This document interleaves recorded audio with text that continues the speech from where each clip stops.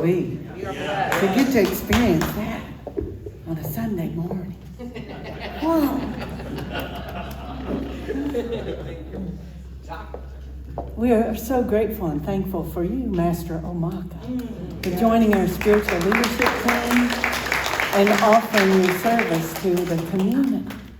Aren't we blessed? We are so blessed. And Bill and Sue Loving are in the house. Yes, they'll be here to pray with you with Dr. Debbie after service. We are so blessed.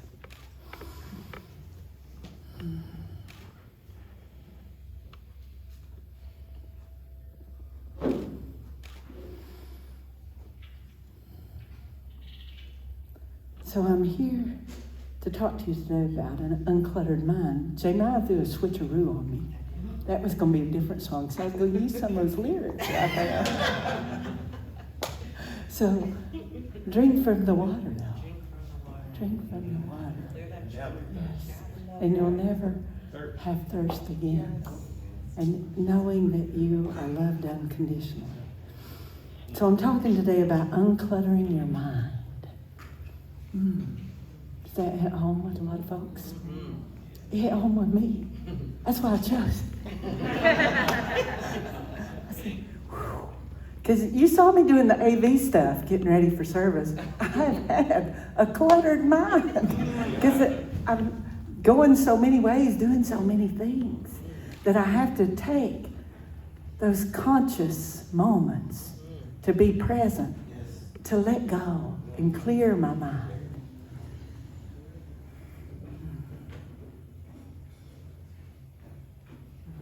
Because when we have an uncluttered mind, we're going all different directions. But nurturing an uncluttered mind is a way to a clear spiritual path. How is your mind? Is it clear? Is it cluttered? With a cluttered mind, you sometimes have trouble sleeping. You have trouble organizing. You may have lost your passion for your dreams. When you have a cluttered mind, fear, doubt, and anger find an easy way in because you're going every which way. You're not conscious of being able to hold that space for yourself.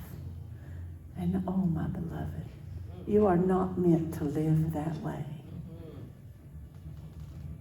Because when we are living with a cluttered mind, our mind becomes like that TV show, The Hoarder.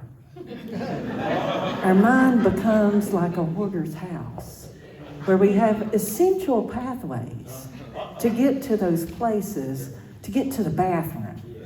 You know, essential. To get to the kitchen, essential.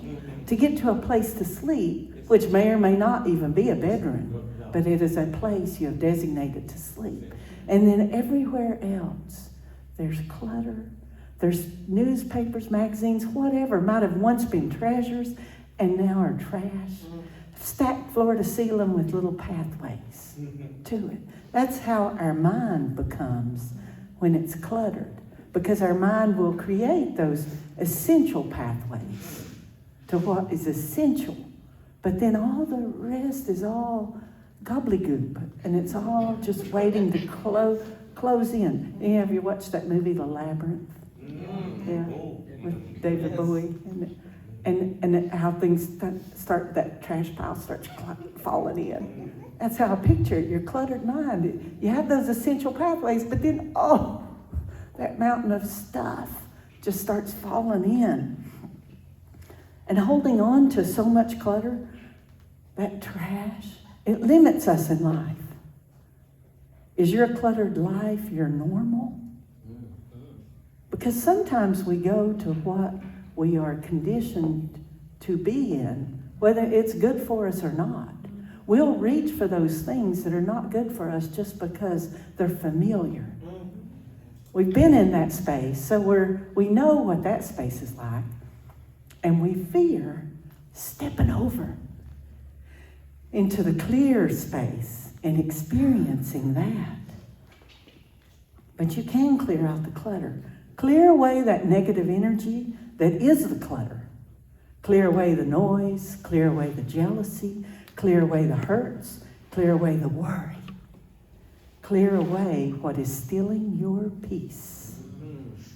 A cluttered mind creates confusion. It wastes your time. It causes you to be less productive. But today is the day. Yes. Let's clear it all out. Yes. Don't let clutter take over your life. Don't limit yourself. If you need a reminder, know that God places no limits on you. You limit yourself. The only limit to the power of God is within you, because my God is limitless. Yes. Source has no limits. There's only infinite possibility and endless opportunities. The limit is within you. The limit is in your asking. And a cluttered mind keeps you from being present with yourself. It limits your connection to Source, and an uncluttered mind keeps you from reaching your full potential. Because God put us all here to live to our full potential. I remember in 10th grade, I was in geometry class. You know, I'd had the Algebra 1 in 9th grade, and then you take geometry, and then you take Algebra 2, and that's the natural order of that. And I was in geometry class, and I loved it. I loved the shapes and the geometry of it. But man, I was such a shy little girl back then. I was an athlete, and I wasn't shy about that, but I was shy about personal interactions with people. So I was always, when the teacher was, you know how they put this problem up on the board, and then they turn around and they're going to ask somebody. I would always be looking down, looking away, looking like I'm so busy I couldn't even be bothered. You know, no, don't be called on me. So I rarely got called on because she knew I didn't want to be called on, because I never made that eye contact with her.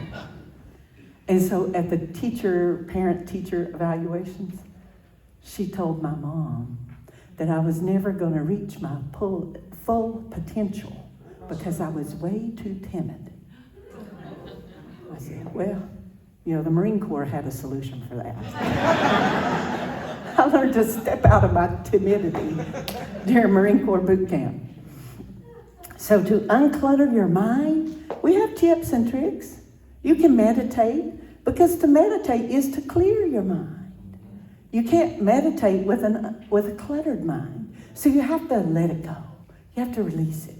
You can get more sleep, because when you're well rested, it's easier to allow your mind to unclutter. You can stop multitasking, because studies have shown that multitasking actually limits our productivity. We actually do less when we multitask than if we do this task, get it done, and do that task and get it done. That if we multitask and jumble them all together, we're less productive in life. And if you have to worry, because it's only natural. We're human beings and we do worry. My grandmother used to say, don't fret about the past and don't worry about the future. But we do worry. Schedule time to worry. Let yourself have 15 minutes each week where you're going to go sit in the corner without a minute. My grandmother gave me that worry time. You're going to go, Kimberly, you're going to go sit in that corner. Sit with that a minute. So 15 minutes, go sit with it. Allow your worry to come up, experience it, and then let it go. Because, it's unrealistic to say, don't worry. Don't ever worry. Because we're human beings and we're going to. Another way is to organize your environment. Get your environment organized, your car, your house. And I know my wife's looking at me like, See, I told you, I had some issues, that's why. That's why I'm talking about this. And then exercise. In January, I threw out that challenge to eat, move, and meditate, to eat what resonates with you, to move, to do a little exercise and then to take time to meditate. And I know y'all are doing it because y'all send me those little messages and say, I've lost 8 pounds here in Kimberley. I'm eating so well. I'm eating what is good for me and I feel so great.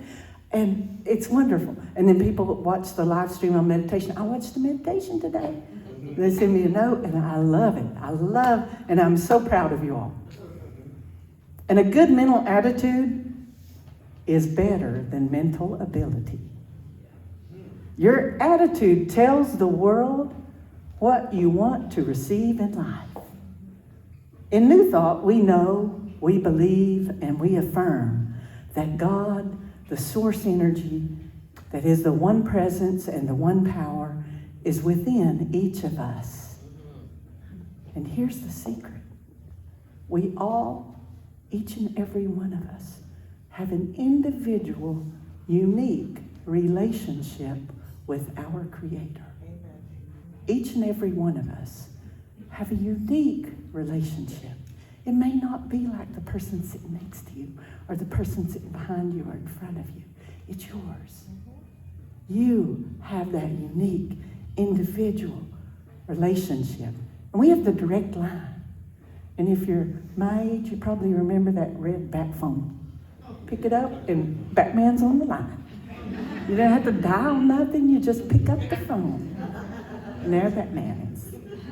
And if you're my age, you might remember party lines. Because like I told you, I'm from the mountains and I really am. My Aunt Bonnie, my mom's oldest sister, lived back in the holler. Yeah? And in that holler, everybody down that holler was on a party line.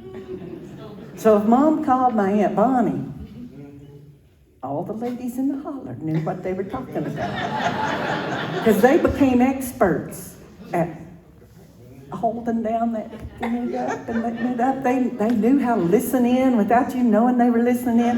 But everybody in the holler knew everybody else's business. There wasn't no privacy. So we don't have to talk to Source through a party line. We don't have to go through somebody else or through something else. We have a direct line because God is right there within us. It's within us. So all we have to do is think it with our mind, feel it with our heart, and we are communicating. In Proverbs 23, it says, "For as he thinks in his heart, so is he." As he thinks in his heart, so is he or she. We are as we think in our heart.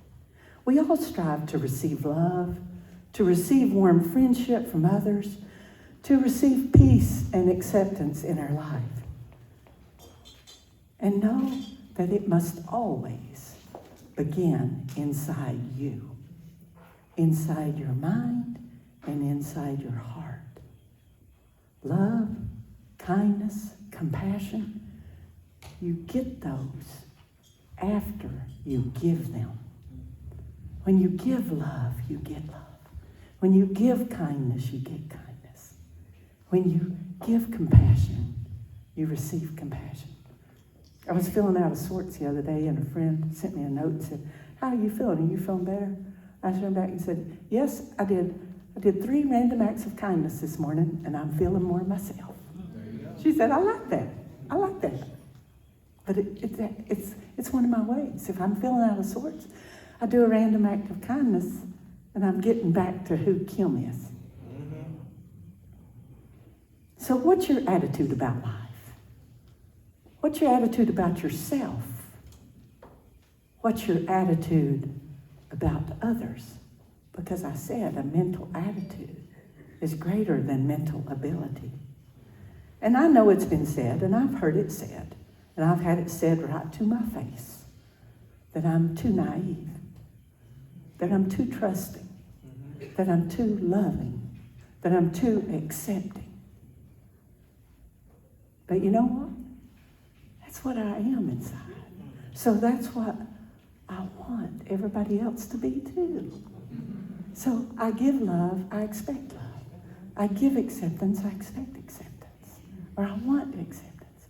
I give that, And that's what I hope to receive, because that's one of the principles we believe in.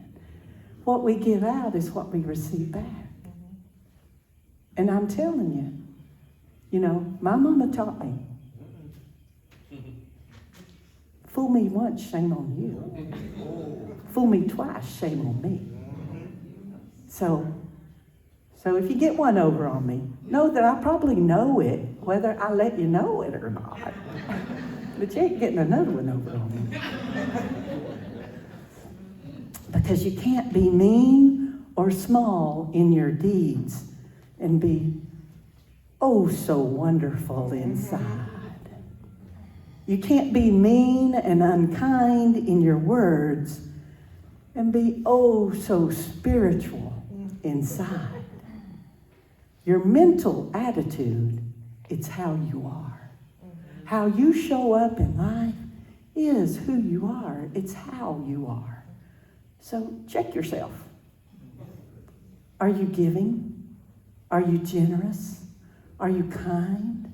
Are you loving? Are you peaceful? People generally see the world in their own reflection. Do you see the world as small and mean, or large and kind? Do you see the world as spiteful and chaotic, or as caring and peaceful? Because you generally see it as your own reflection. Good attitudes don't come to you because you have more, because you have a great job. That's backwards thinking. That better life and that better job come to you as a result of your mental attitude. When you acknowledge source within you, then, my beloved, you will live with the Christ consciousness that is love within you. Be still and know. Be still and know God is. Be still and know God is within. I hear the Peace, Love, and Pride Festival has gotten started. And that's the reason for decor and my dress today. Because I'll be running down there to do the opening prayer here shortly. And then I'll be back. But what are we really like? I want you to stop. Stop a moment. Stop where you are. Take a breath. Open your heart. What are you really like? When you look in the mirror, what do you see? Because today is your vibrational wake-up call. If what you saw in that mirror just now is not what you want, today is your wake-up call to clear the clutter out of your mind and allow space to become that reflection you want to see.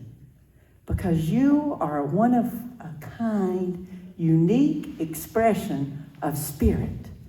Clear the clutter. Look in the mirror. Be that divine expression of source that I know you to be. I see you. I know you are.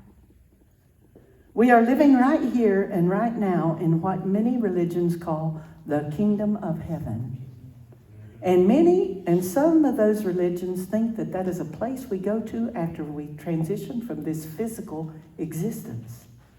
But we in Unity and New Thought know that heaven is here and now, and heaven is what we create it to be. Yes.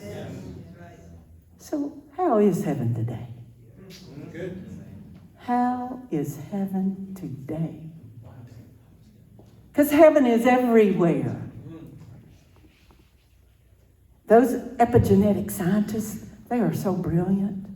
And they have proven that when we raise our vibrations to that love and peace, when we raise our vibration, our DNA strands expand. We expand.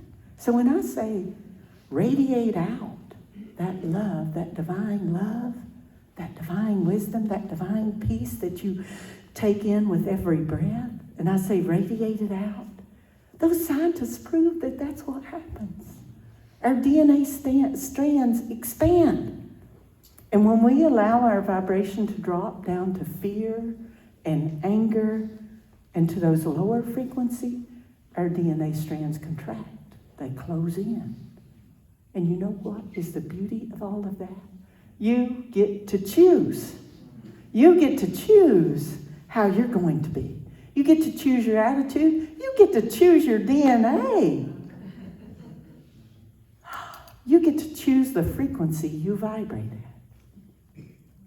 And when you unclutter your mind and become spiritually minded, you open yourself up to the full potential of what your life can be. You are and you feel in alignment with spirit. You are healed and you are healthy, free from distractions of a cluttered mind, free to be happy and healthy. Because when we expand those DNA strands, every cell in our body has the opportunity to regenerate and be new and slough off that old that isn't serving us, that doesn't need to be there, that we don't accept as us.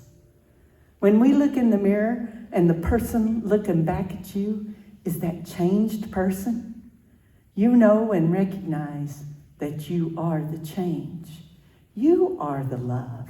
You are the peace. The world becomes a better place because you are a better person, a changed person through your spiritual mind. And that's the only way we can change, is through our spiritual mind. So do you choose chaos or do you choose order? Do you choose chaos or do you choose peace and love? Do you choose chaos or do you choose harmony? Unclutter your mind. Come on now. Unclutter your mind. When you unclutter it and let it go, what does that feel like? What does it feel like? Let go of that past. Let go of that clutter. Unclutter your mind. Breathe in. Expand your DNA. Unclutter your mind. Raise your vibration.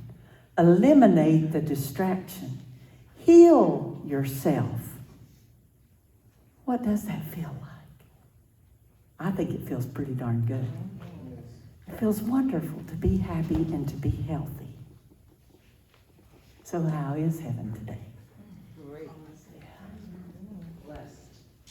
And if you practice that every day, if you practice uncluttering your mind, eliminate the distraction every day, unclutter the mind and eliminate the distraction, you will create miracles in your life every day. I promise. You begin to love the mirror. You know, some of us don't like looking in the mirror first thing in the morning. But you're going to start loving it. You're going to become a lover of life. You become a lover of the mystery of life. The 91st Psalm says, "Those that dwelleth in the secret place of the Most High shall abide under the shadow of the Almighty." That is our source. When we dwell in that secret place, that still small space within us, where God is within us, I choose to dwell in that secret place. I choose to be that person. Yes. How about you? In closing, I want to ask you, what's showing up in your life? Is your mind cluttered? Are you putting on a facade of spiritual? Or are you doing it? Are you living it? Are you living it on Tuesday and on Friday and on Saturday? Are you living it every day? Or do you just come in on Sunday and live it for Sunday and say, oh, I'll go back to my other life through the rest of the week? No, it has to become who you are. All of us have the capacity to change our attitude, but do we have the willingness? All of us have the capacity to change our DNA, just as those scientists. Are we willing to change our DNA? We embrace all things. We raise ourselves up vibrationally into that rarefied air that is the secret place of the Most High, our source. In the words of the song that Jay just sang, go to the well, drink the water, and you will never be thirsty. Because when you drink that water from the well, you know that God is within that water. And God just came in and is within you. Will you choose to unclutter your mind and open a clear spiritual pathway to that love and that peace every day? That's the challenge. Open yourself up to be that love and that peace every day. And so it is.